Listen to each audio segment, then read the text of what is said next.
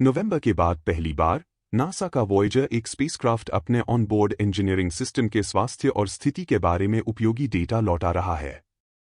अगला कदम स्पेसक्राफ्ट को फिर से विज्ञान डेटा लौटाना शुरू करने में सक्षम बनाना है।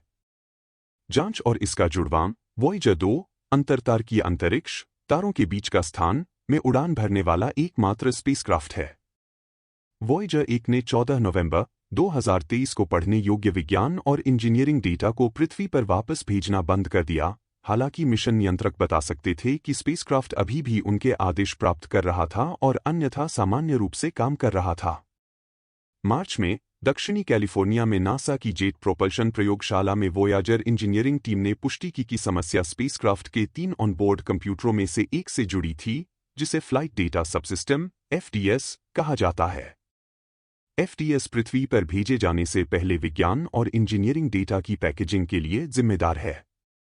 टीम ने पाया कि FDS मेमोरी के एक हिस्से को संग्रहीत करने के लिए जिम्मेदार एक चिप, जिसमें FDS कंप्यूटर के कुछ सॉफ्टवेयर कोड भी शामिल हैं, काम नहीं कर रही है। उस कोड के खो जाने से विज्ञान और इंजीनियरिंग डेटा अनुपयोगी हो गया। चिप की मरम्मत करने में असमर्थ, टीम ने प्रभावित कोड को FDS मेमोरी में कहीं और रखने का फैसला किया।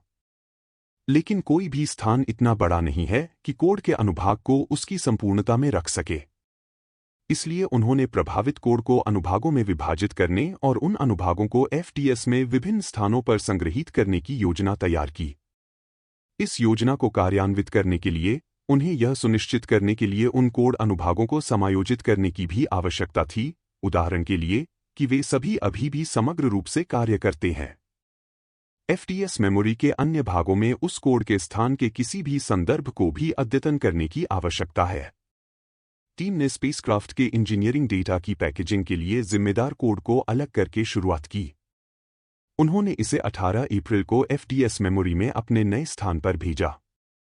एक रेडियो सिग्नल को वॉयेजर 1 तक पहुंचने में लगभग 22 घंटे लगते हैं, जो पृथ्वी से 15 अरब मील 24 अरब किलोमीटर से अधिक दूर है, और एक सिग्नल के लिए अन्य 22 घंटे लगते हैं। पृथ्वी पर वापस आने के लिए जब मिशन उड़ान टीम ने 20 अप्रैल को स्पेसक्राफ्ट से वापस सुना, तो उन्होंने देखा कि संशोधन काम कर गया।